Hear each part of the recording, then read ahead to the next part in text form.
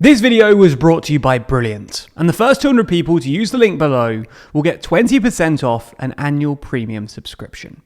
We've all been there, getting into school or work in March, and for a brief few moments, not understanding why you're late to all of your meetings when your watch is telling you that it's only 9 AM. Well, as we all quickly realise, it's because the clocks changed the night before. But why do they do that? And do we really need to continue with this old practice? Well, let's take a look at that right now. So, to start, let's take a look at why daylight savings were introduced in the first place. Well, back in the early 1900s, a builder named William Willett noticed that people had drawn their curtains early, even when it was still light outside. People were wasting the sunlight. And this wasn't acceptable to Willett, so he decided to use his wealth and start a campaign to try and shift around the clocks so that people wouldn't waste daylight.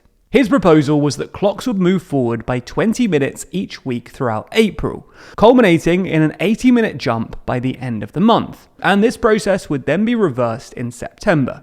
Now, as you're definitely thinking already, this is clearly a buck wild idea, and it was never implemented. Although it was actually suggested by an MP in the House of Commons. Despite the fact it did make it to the Commons, this crazy idea fell by the wayside until the outbreak of war in 1914, when the UK realised that they needed to conserve coal. That's because people were trying to light their houses using electricity generated by coal, and electricity that was essential for the war effort.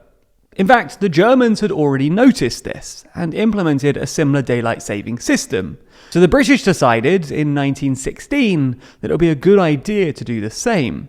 The exact system implemented was that clocks would move forward on Sunday the 21st of May 1916, and then move back again on the 1st of October 1916. This process of moving the clocks forward in March and then back again towards the end of the year endured, and it was only properly modified during the Second World War.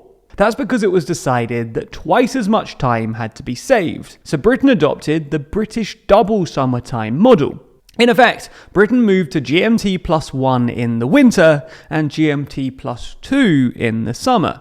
This system was then reverted back to normal after the war, although, as I'm sure someone will tell us in the comments, double summertime was actually reintroduced in 1947 due to a particularly harsh winter. So that's briefly why daylight savings exists. Originally, it was to lower the associated costs of wasting daylight hours during the war. In effect though, this system grants us an extra hour of sunlight in summer evenings, with the sun setting later and people being able to stay out of their house in the evenings in the glorious sunshine, or if you're in Britain, the glorious rain. People being able to go outside while the sun is out in the evening is also associated with a number of positives. For example, people can enjoy their favourite sport or activity after work in the evening. And this is undoubtedly a big advantage over just staying inside and watching TV. Not only is it often more fun, but it's definitely more healthy. Another key advantage of sunlight in the evenings is that people are more likely to go out and spend money. While some of you might wish that we lived in a socialist utopia, this isn't true yet. And it does definitely help the economy when people go out and spend. Businesses are able to make more money in long summer evenings, which means more taxes received through things like VAT, and businesses are able to take on more employees. The point is that people being able to go out in the evenings is good for a lot of different reasons and for a lot of different people. One of the other things to discuss is the fact that the clocks then fall back again at the end of October. On the 30th of October 2021, the day before the clocks changed last year, sunrise was about 7:50 AM and sunset was around 5:36 PM. The day after, and after the clocks had changed, sunrise was at 6:52 AM and sunset was at 4:32 PM. It could therefore be argued that this is a good system for those commuting to work and school in the morning, as when the clocks change in the winter, they're likely to get more sunlight to be able to travel in the morning. And as schools tend to end about 3:30 PM in the UK, this gives children sunlight in both the morning and the evening, allowing them to travel to and from school during light hours. Obviously, the later in the year we get, the less sunlight we get, but generally the darkness creeps in from both sides. Whereas if we didn't change the clocks, it would close in much more quickly in the morning rather than the evening. So an argument could definitely be made that changing the clocks benefits children. It gives them more time in the evenings in summers to play out, while they're also given as much sunlight as possible in the morning and afternoon to get to and from school. Some would also argue that having sunlight in summer evenings also reduces car accidents, as driving in the dark is less safe. In fact, there are on average 74 fewer collisions, a drop of 1.5%, each year in the fortnight after the clocks go back in March. And a similar logic is also used to claim that less crime happens as a result of daylight savings, because most crimes happen in the darkness of evenings. However, there are a number of disadvantages to changing the clocks. And a lot of these come from the loss of daylight hours once the clocks are moved back at the end of October. That's because drivers suddenly go from driving back from work in sunlight to pitch black, and as such, there are more car crashes once the clocks change back again.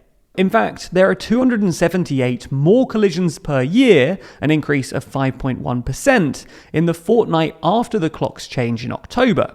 So while, as we mentioned earlier, there are fewer collisions when the clocks move forward in March, this is far outweighed by the increase in collisions that take place at the end of the year.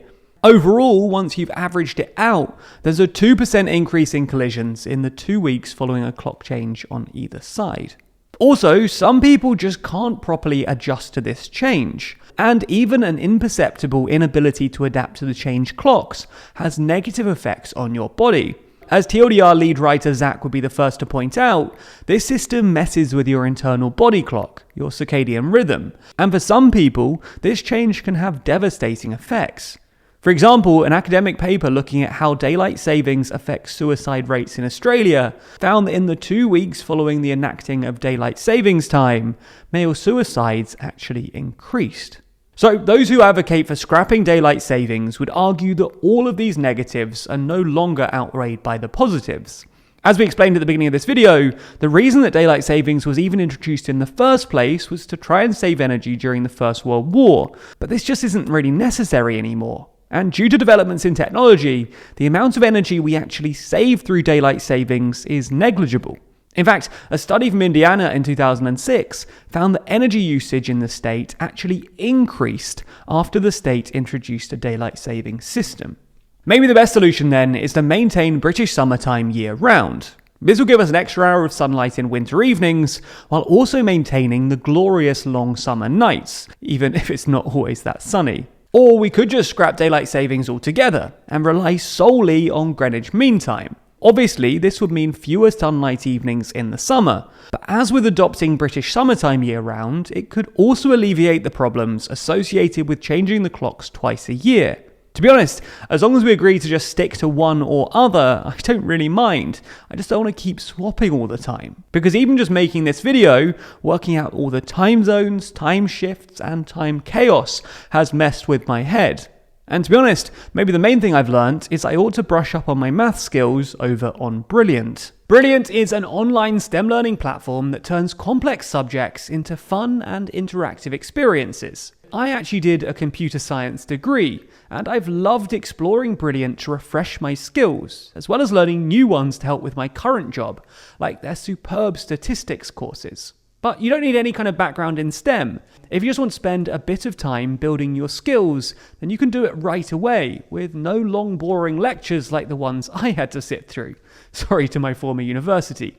Instead, you can learn through interactive games and puzzles, the kind of thing you actually want to do. There's something at all levels too, with more advanced courses on things like neural networks and even quantum computing. Just pick a course that you're interested in and get started. They're all designed by award-winning instructors and built upon the principle of active learning, so you're gaining STEM knowledge by actually doing it. Brilliant helps you learn new things and sharpen your skills. So if you want to improve with STEM, then you should sign up to Brilliant at brilliant.org/TLDR UK. And the first 200 people to do so will get 20% off an annual premium subscription. Thanks so much for supporting the channel.